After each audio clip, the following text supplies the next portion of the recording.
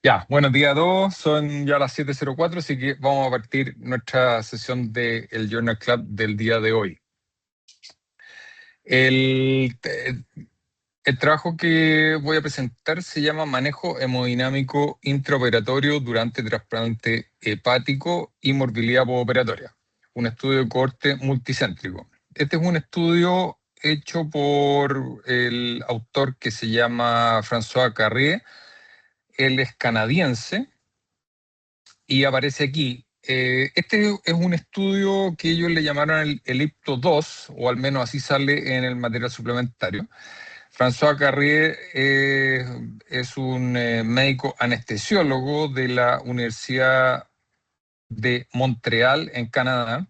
Él ha sido bastante prolífico en sus publicaciones. En los últimos 4 o 5 años ha publicado entre 10 a 18 trabajos anuales. Así que está bastante activo en las publicaciones. Y en el área en que él publica es bastante variado, pero en particular en el tema de trasplante hepático.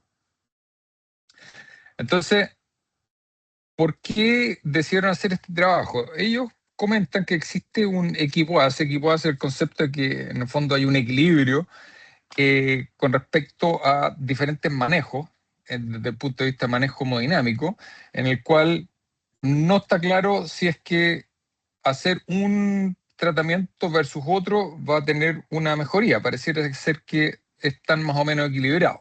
Entonces, con respecto al manejo hemodinámico y las complicaciones en el trasplante hepático. ¿Y cuáles son estas dos alternativas? Son el manejo liberal de hemodinámico, que pareciera ser que el manejo liberal se refiere a dar más fluidos con menos vasopresores. Pareciera ser que esa estrategia anda mejor en cirugía abdominal mayor. Sin embargo, en la estrategia restrictiva de la hemodinamia, vale decir, dar poco fluido y más vasopresores, pareciera ser que andaría mejor en pacientes trasplantados hepáticos. Definido como menos sangrado y menos estadía de intrahospitalaria. Pero existe poca evidencia en los desenlaces postoperatorios que son significativos para los pacientes, vale decir, complicaciones del órgano trasplantado, insuficiencia renal aguda o complicaciones graves en globo. Entonces, frente a esta duda, en fondo lo que los autores están investigando es si la hipotensión arterial, el balance hídrico y el uso de vasopresores puede aumentar el riesgo de complicaciones. Entonces el objetivo de los autores para este trabajo en particular fue, en primer lugar, determinar la potencial relación causal entre el balance de fluidos y la dosis de vasopresor y la disfunción hepática post-trasplante hepático. Y esto viendo si es que era independiente de la hipertensión no tratada o independiente de otros confundentes. Los objetivos secundarios fueron lo mismo, pero basado o en relación a otras complicaciones. Entonces la hipótesis de trabajo de ellos fue que el manejo liberal de fluidos aumenta el riesgo de disfunción del injerto y otras complicaciones. Entonces, ¿qué es lo que hicieron ellos en este trabajo que es, como decía al principio, es un trabajo que es multicéntrico? Fueron 6 centros canadienses y 2 centros franceses. Ellos tuvieron pacientes que iban a ser sometidos a trasplante hepático o bien trasplante hepático más renal en pacientes adultos. Cualquier otro trasplante adicional, esos pacientes iban a ser excluidos. Fue un estudio entonces retrospectivo entre enero del año 2021 a mayo del 2023. Fueron 27 meses en que ellos incluyeron pacientes. Entonces los desenlaces buscados acá fueron divididos entre desenlaces primarios y secundarios. Entonces el desenlace primario fue un desenlace compuesto que era una mezcla de disfunción del trasplante a los 7 días. ¿Cómo definieron disfunción?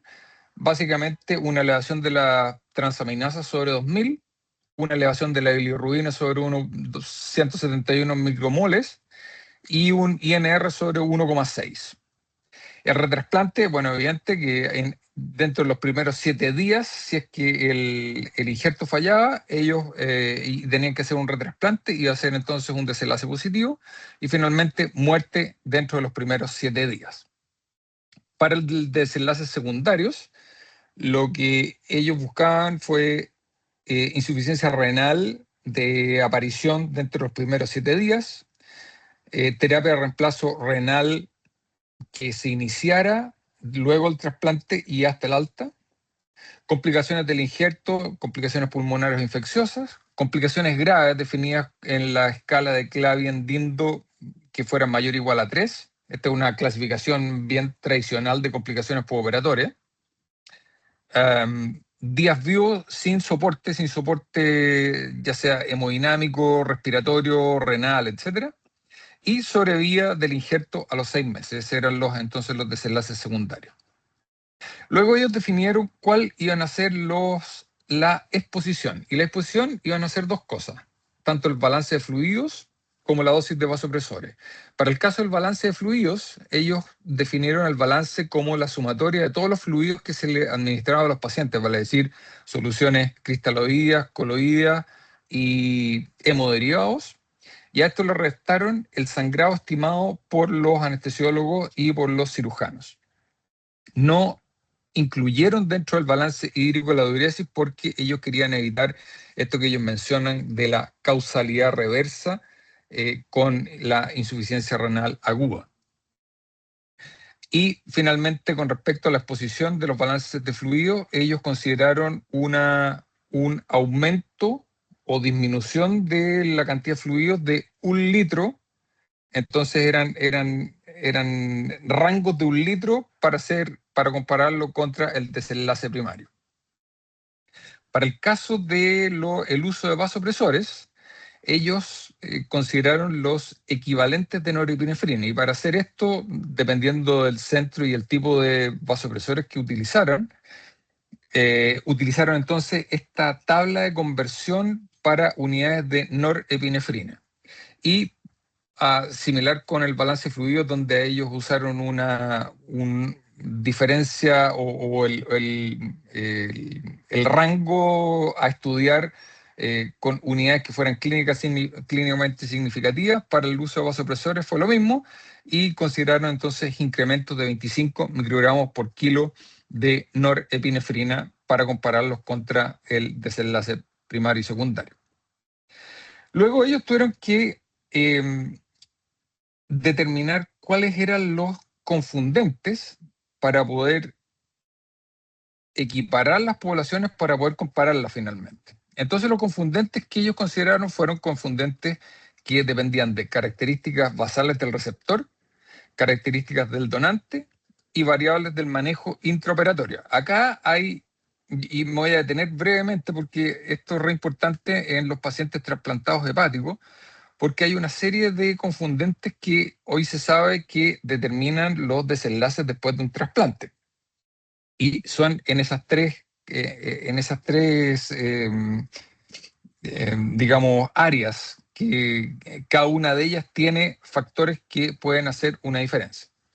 Entonces, dentro de los confundentes, ellos utilizaron el primer confundente que ellos querían limpiar, y que lo voy a poner primero, a pesar de que no está en orden como les dije antes, pero el primer confundente ellos querían ver como confundente la hipotensión arterial, y ellos consideraron entonces el área bajo la curva. El área bajo la curva pensada como con un umbral de presión arterial media de 65 milímetros de mercurio, era cuánto tiempo los pacientes estaban bajo ese umbral. Así que ese iba a ser un confundente que ellos iban a considerar. El segundo a considerar fue la filtración glomerular que tenían los pacientes, los receptores. Se consideró un valor de 0 si es que los pacientes estaban con terapia de reemplazo renal.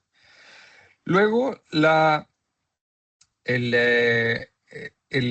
clasificación de gravedad que tienen los pacientes que van a ser trasplantados, que hoy día se usa, que es el MELD o el MELD sodio, que es el más típicamente usado.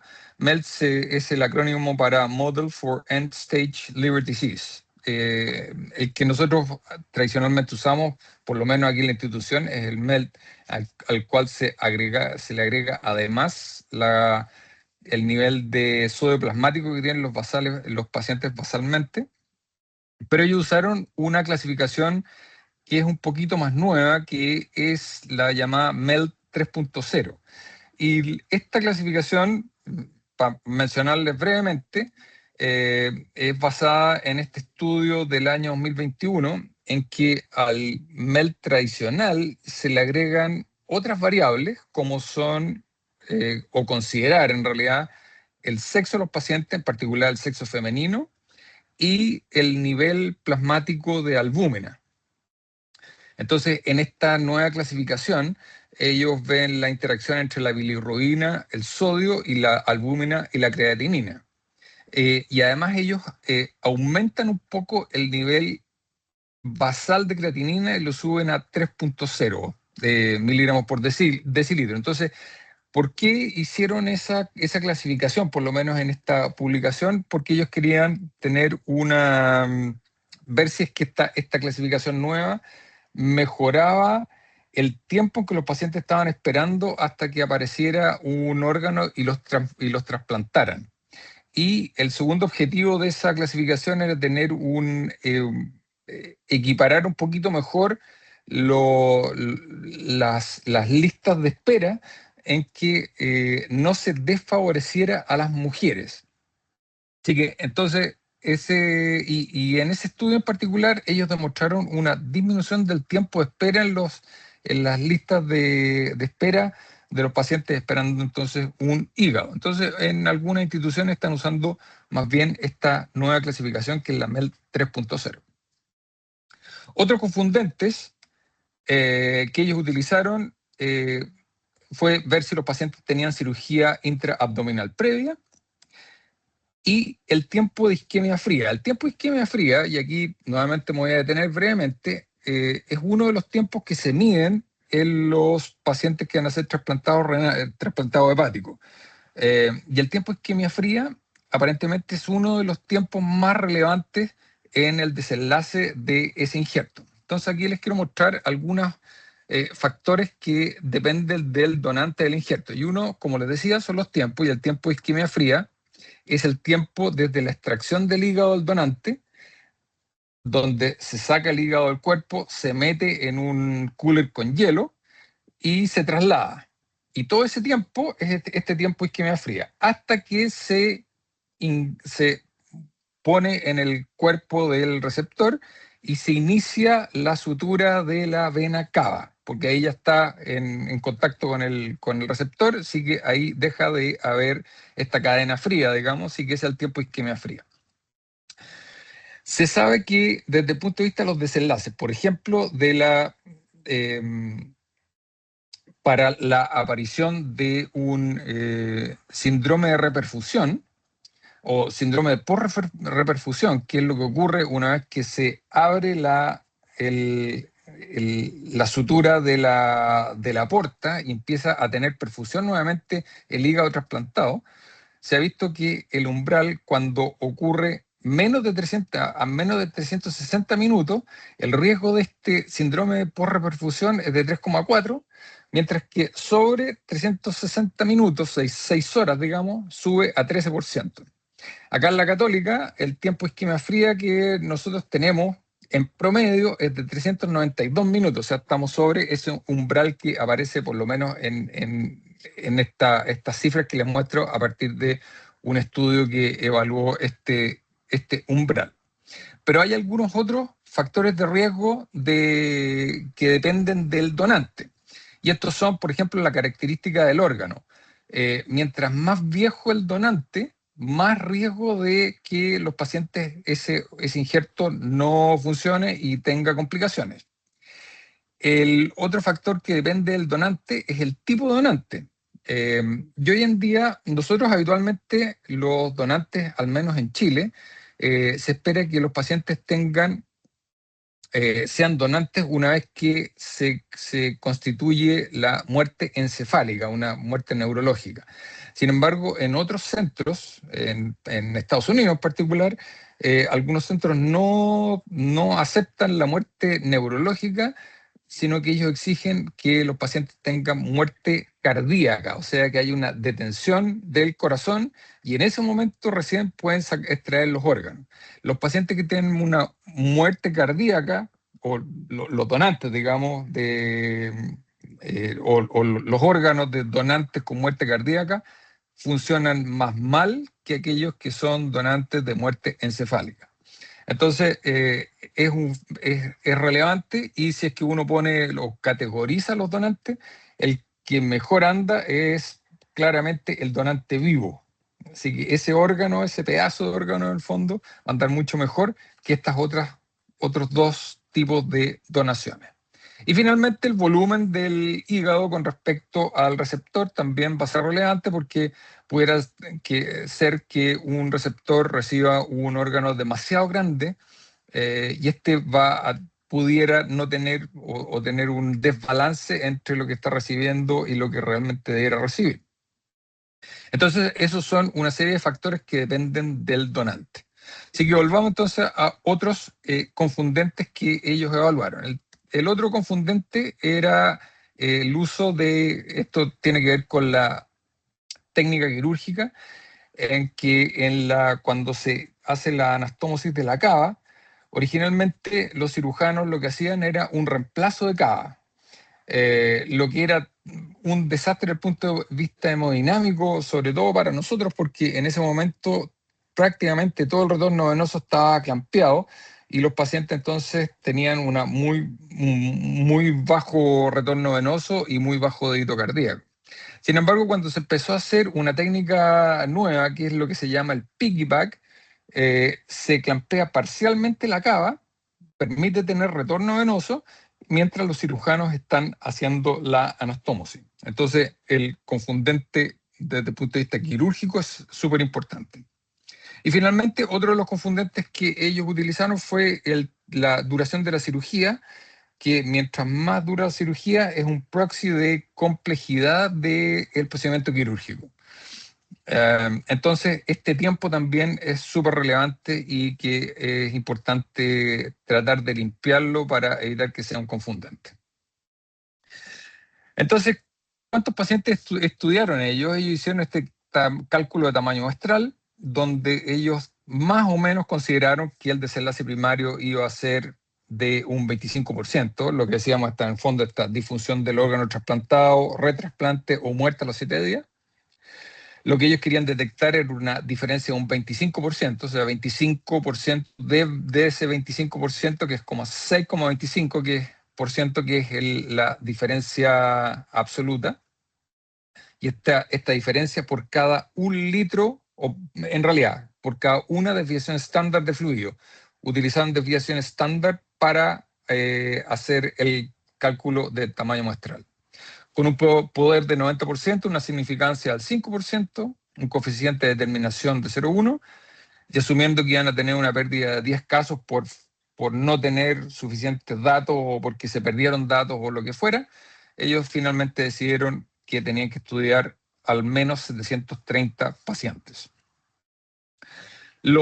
Con respecto al análisis estadístico, los datos generales y los desenlaces crudos, ellos los reportaron con frecuencias o proporciones, reportando las medianas o las medias con desviación estándar.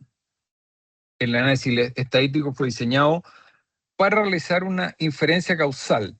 Como este es un estudio retrospectivo, trataron de aislar todos los confundentes para poder hacer una comparación que fuera lo más parecido a lo que uno trata de hacer en un trabajo prospectivo. Entonces, ese es gran parte de la gracia de este estudio y el análisis que ellos hicieron.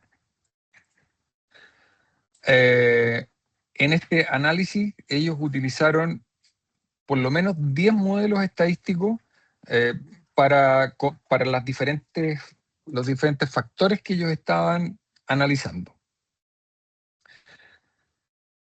Luego tuvieron que ellos que identificar todos estos confundentes que algo les mencioné antes, pero acá, ¿cómo hicieron esta identificación de confundentes? Y aquí este es un tema que lo hemos tocado previamente en estas reuniones, que es el uso de los gráficos acíclicos dirigidos. ¿Y cómo lo hacen? Esta es una herramienta en realidad que es un método visual y lógico para identificar variables confundentes que afectan el tratamiento. Entonces ellos utilizaron esta herramienta que es una página en que uno lo puede hacer, es una página gratis para hacer este tipo de gráficos, se llama Duckity, en que uno mete los factores de exposición, los confundentes, y esto hace un análisis gráfico de cómo se ordenan estos con respecto al desenlace que uno anda buscando. Entonces, en el caso de ellos lo presentan así, sus gráficos acíclicos dirigidos, y usaron o terminaron estos gráficos, dos tipos de gráficos. Uno, utilizando la hipotensión como confundente, y luego utilizando la hipotensión como si fuera un mediador. Entonces acá ustedes ven una serie de líneas y de flechas en el fondo hacia dónde están dirigidos y viendo si es que la hipotensión en realidad es un confundente o es un mediador. Entonces aquí ustedes ven este tipo de, este gráfico. Aquí ven un segundo gráfico que pareciera ser exactamente el mismo, pero aquí yo les voy a dar un poquito de margen para que vean cuál es la diferencia. Entonces, me voy a centrar solamente en el efecto de la hipotensión, en este caso como confundente. ¿En qué sentido? En que la hipotensión va a determinar cuánto vasopresor y cuánto fluido se da, y dependiendo de cuánto vasopresor y fluido se da, es cuántas complicaciones van a tener. Entonces, aquí la hipotensión se está usando como un confundente. Pero también usaron o hicieron su análisis pensando en que la hipotensión ahora es un mediador, y aquí es al revés.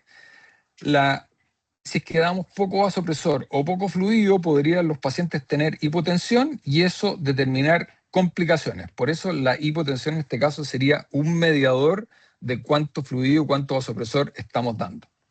Entonces, comparando lado a lado estos gráficos y la hipotensión en particular como un confundente, acá ustedes pueden ver la dirección que tienen las flechas y entender en el fondo cómo es que ellos querían hacer finalmente su análisis. Entonces, finalmente ellos hicieron su estimación de riesgo real, y esto lo hicieron con una metodología que se llama la computación G. Y la computación G es nuevamente un tipo de análisis estadístico que permite determinar bajo la pregunta del ¿qué pasaría si? Entonces este modelo simula qué pasaría si, o con el riesgo de toda la población, si es que a los pacientes se le diera 1 litro más de líquido o 25 miligramos por kilo más de, en este caso, noradrenalina, manteniendo constante todos los otros factores, como los que vimos antes, el MELD, el tiempo de isquemia, etc. Y con esto ellos determinaron entonces una razón de riesgo ajustada.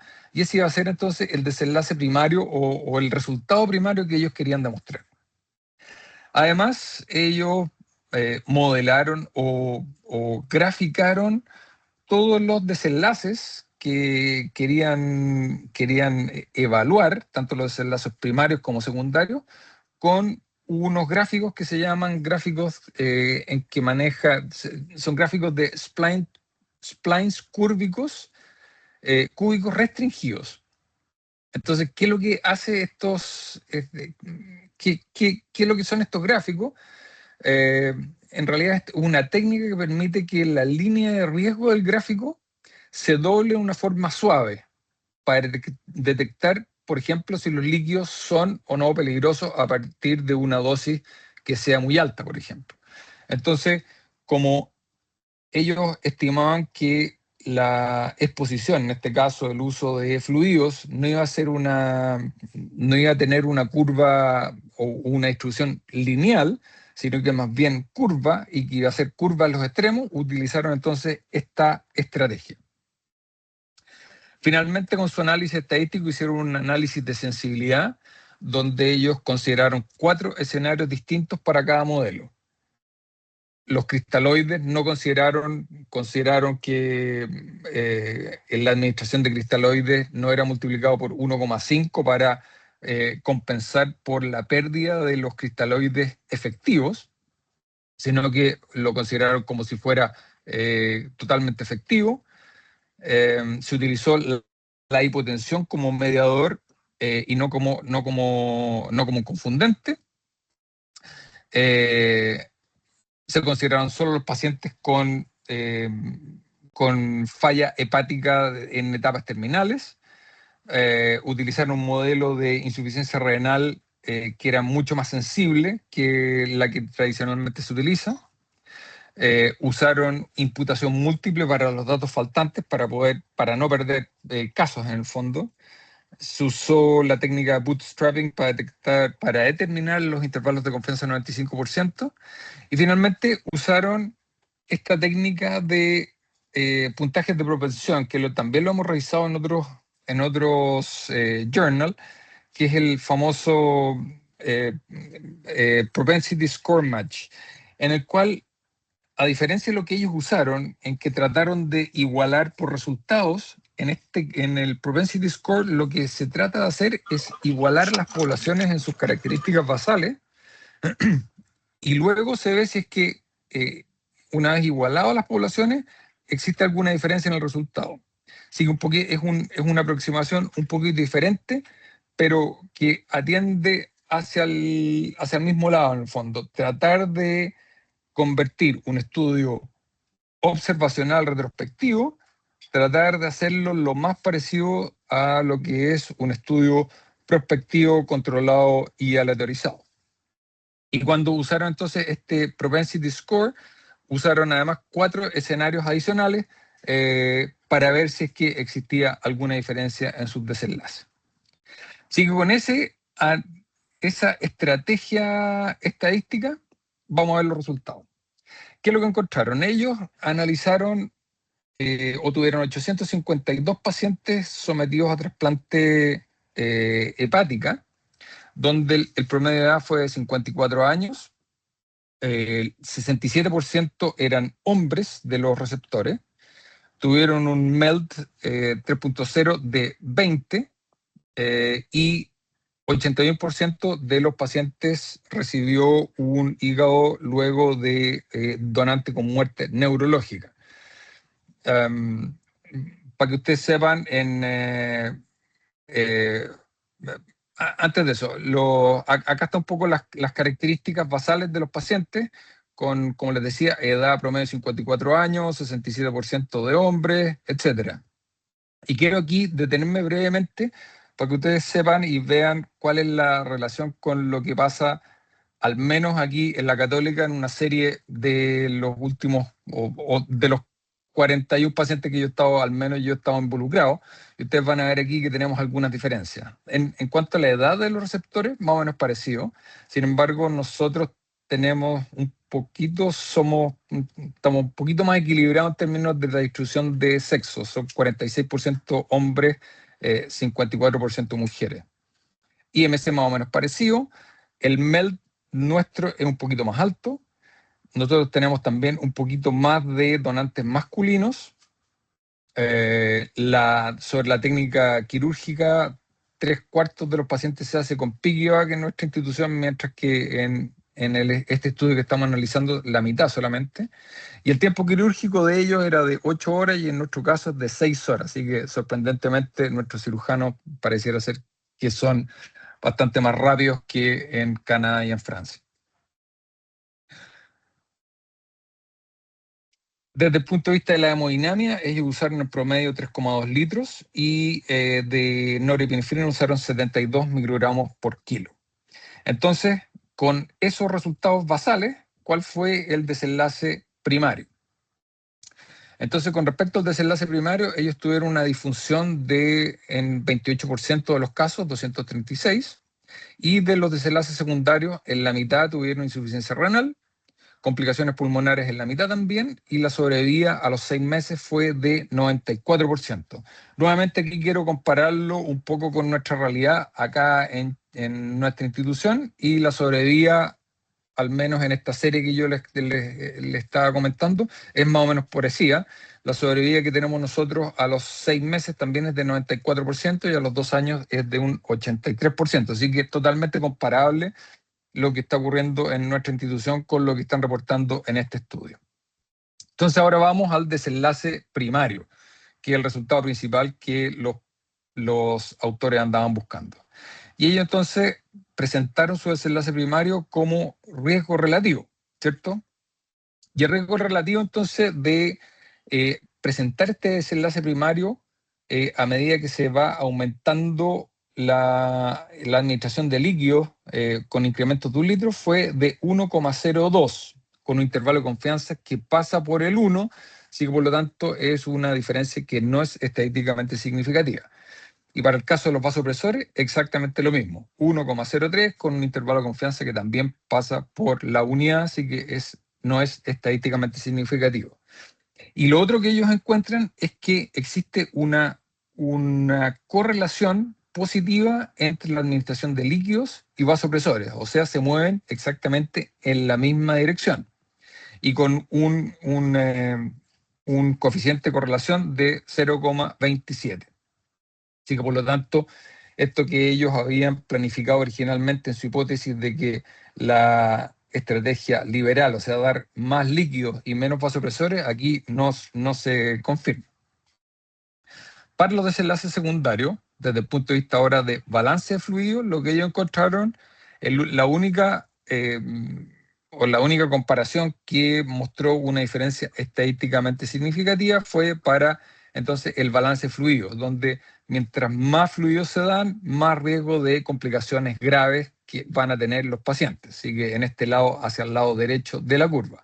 Sin embargo, hay que considerar que no se hizo un ajuste por comparaciones múltiples, así que este resultado tiene un valor desde el punto de vista exploratorio. Para los otros desenlaces secundarios hay algunos que resultaron también significativos, que son los que aparecen ahí indicados, pero nuevamente los intervalos de confianza no fueron ajustados para comparaciones múltiples, así que nuevamente esto tiene un carácter o un valor estrictamente exploratorio. Sí, con esos datos en la mano, vamos a la discusión. Y la discusión dice que tras aplicar toda la limpieza estadística, todo este análisis que fue bastante pesado, el estudio determinó que el manejo hemodinámico no se asoció en forma causal con la falla del injerto a los 7 días. Entonces, lo que yo les muestro aquí en este gráfico en que ellos estaban proponiendo en el fondo un manejo liberal, o sea, más fluidos con poco vasopresor, no se confirmó, sino que en realidad los fluidos, tanto, o sea, la línea de, digamos, de regresión de fluidos como la de vasopresores iban más o menos paralelas y en la misma dirección con esta coeficiente de correlación positivo, digamos, entre ellas. Entonces, y ellos también comentan que probablemente el éxito del trasplante pareciera depender más de la calidad del órgano y la calidad del donante. Ellos dan un poco no una conclusión, pero sí este comentario, y esto es basado en un estudio previo que ellos habían hecho, que es este que aparece acá. Es un estudio presentado o publicado en la revista Liver Transplantation y lo publicaron en marzo de este año, este mismo grupo, en el cual ellos ven que el desenlace primario, en este caso la falla del órgano a los 7 días, dependía de, esta era una regresión, digamos, un estudio retrospectivo, dependió básicamente de la edad del donante, el índice de masa corporal del receptor, el tiempo de isquemia frío y el tipo de donante. Nuevamente, el donante por muerte cardíaca anda peor que el donante por muerte cerebral. Y estos tenían un riesgo relativo que iba de 0,64 a 1,21. Variaban en esas magnitudes. Y este estudio, entonces, lo que les comentaba, presentado o publicado en marzo de este año. Entonces, con respecto a la hipótesis que ellos plantean originalmente, ellos plantean entonces que tener una estrategia restrictiva, lo que nuestros cirujanos generalmente nos dicen, oye, queremos tener una PVC bajita para que sangre poco y para que tengamos mejores resultados.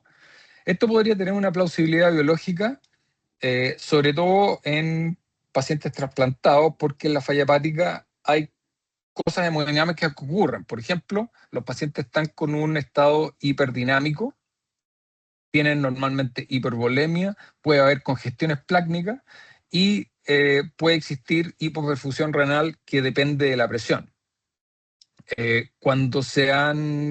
¿Por qué nuestros cirujanos nos dicen esto? Porque hay algunos estudios prospectivos, aleatorizados, pero son de muy baja calidad.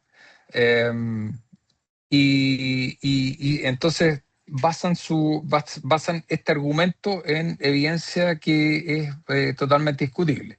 Y en este caso, este estudio en particular no respalda esta conducta. O sea, usar una PVC bajita en realidad no vamos a tener mejores resultados que usar una cosa más liberal o algo entre medio.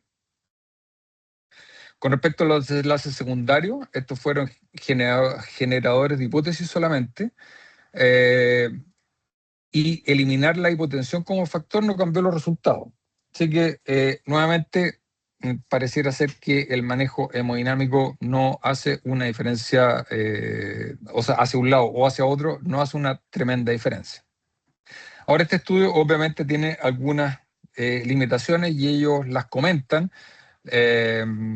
Básicamente hay una baja granularidad para detectar diferencias en los fluidos, los vasopresores.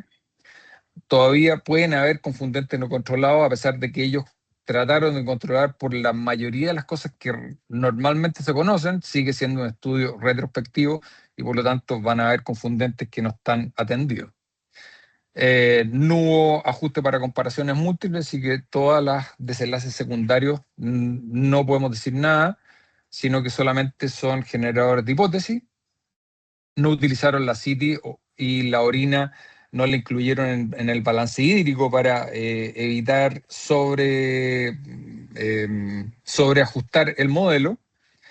Luego ellos mencionan que este es un estudio que es multicéntrico y que tiene mucha variabilidad, así que la multicentricidad del estudio tiene cosas buenas, pero también puede tener cosas malas, básicamente porque el manejo puede ser muy variable.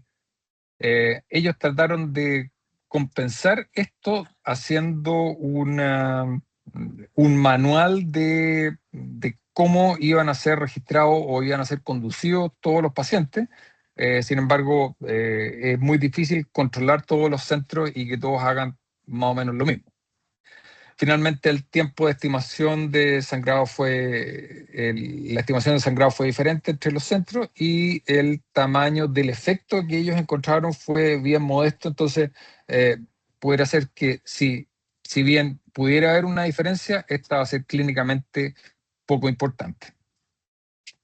Así que en conclusión, pareciera ser que el manejo hemodinámico, ya sea liberal, restrictivo o cualquier cosa entre medio, no afecta al desenlace de los pacientes trasplantados. Y los factores clásicamente determinantes siguen siendo los principales sospechosos. El tiempo de isquemia fría, los factores del donante, básicamente el órgano que va a recibir el receptor, y los factores quirúrgicos. Así que finalmente, como comentario, puedo decir que este es un estudio grande y creíble, tiene un número importante de pacientes, es multicéntrico y le da este factor de validez externa, y tiene un análisis estadístico que es bastante robusto, con un equipo investigador que es bastante consistente en el tiempo. Ellos le han seguido la historia, digamos, al trasplante hepático y se nota que es un grupo que trabaja en esto y que está publicando, así que por ese lado es bastante creíble. Los resultados creo que son alentadores para la labor que hacemos nosotros habitualmente, tener un manejo más liberal o más conservador, pareciera ser que no hace una gran diferencia, sino que en realidad hacer lo que el paciente va requiriendo en ese momento, eh, eh, el resultado va a ser más o menos parecido. Este es un estudio interesante que permite derribar algunos mitos. cuando los cirujanos nos empiezan a pedir cosas exóticas, PVC bajita, que sangre menos, etcétera, bueno, uno tiene aquí un argumento para decirse que en realidad se cuestiona un poco lo mismo. Y este estudio es uno más que aterriza lo que la anestesia puede o no puede ofrecer, similar a lo que pasa con la anestesia y la cirugía oncológica, en que en algún momento pensamos que lo que hacíamos desde el punto de vista anestesiológico podía determinar el desenlace o el desenlace oncológico. La verdad es que es bastante moderado eso, bastante limitado. En este caso parece ser que es una cosa que va un poquito por esa misma línea. Y finalmente, este es un estudio que es retrospectivo, pero un retrospectivo con estrellita, en el sentido de que ellos trataron, y me parece que sí lograron, tratar de transformar un estudio que es retrospectivo en un modelo, o con un modelo que lo hace parecer un estudio prospectivo randomizado, con todo este análisis bien complejo desde el punto de vista estadístico. Sin embargo, sigue siendo respectivo y aún se requiere un estudio que establezca causalidad. En este caso, en los pacientes de trasplantados hepáticos es una cosa que es difícil porque no son muchos pacientes. Es difícil hacer un estudio aleatorizado porque en general son cirugías de urgencia en que el tiempo no permite hacer una serie de cosas para un estudio de este estilo. Así que bueno, ese era lo que tenía que decirle, era la última. Eh, Tenemos algunos minutos para discusión. Juan Cristóbal, Pedemonte.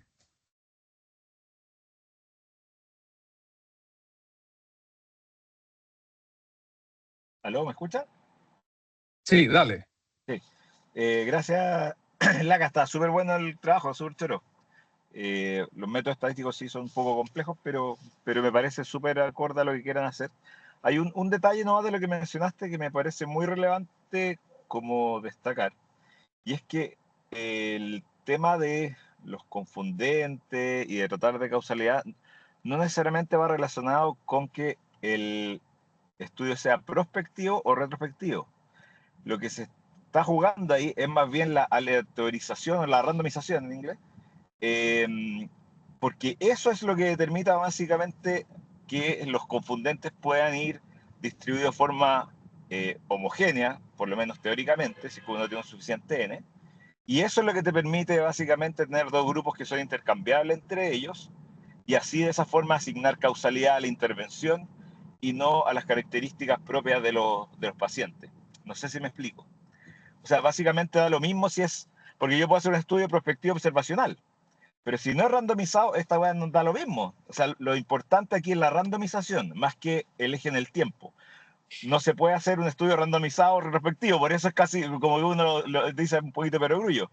Pero aquí lo relevante es la randomización, que básicamente si está bien hecha y quedan los variables confundentes distribuidas de forma heterogénea, incluso las que tú no conoces, porque si esto es una moneda al aire, solamente por probabilidad va a quedar 50%, eh, se debiesen distribuir de forma apropiada en cada uno de los grupos. ¿Me explico? Eso. Sí, totalmente. Estoy totalmente de acuerdo. No, es que estaba considerando el prospectivo pensando en un prospectivo aleatorizado. Pero sí, tú Claro, tienes claro, absolutamente toda la razón. más que el Es el prospectivo, lo concepto. importante es el aleatorizado. Claro. Correcto, absolutamente. Súper. Y súper choro el trabajo y eh, deja harto que pensar. Sí, claro. Gracias, muchas gracias.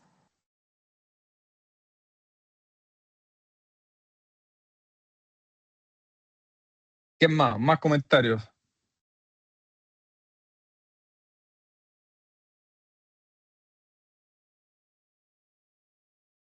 Quedaron todos para adentro, parece, ¿eh?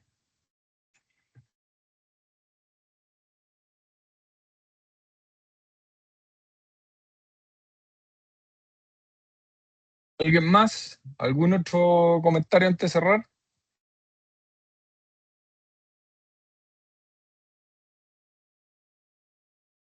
Ya, queridos. Bueno, muchas gracias por la asistencia. Nos vemos entonces el otro viernes. Saludos. Muchas gracias, muy bueno.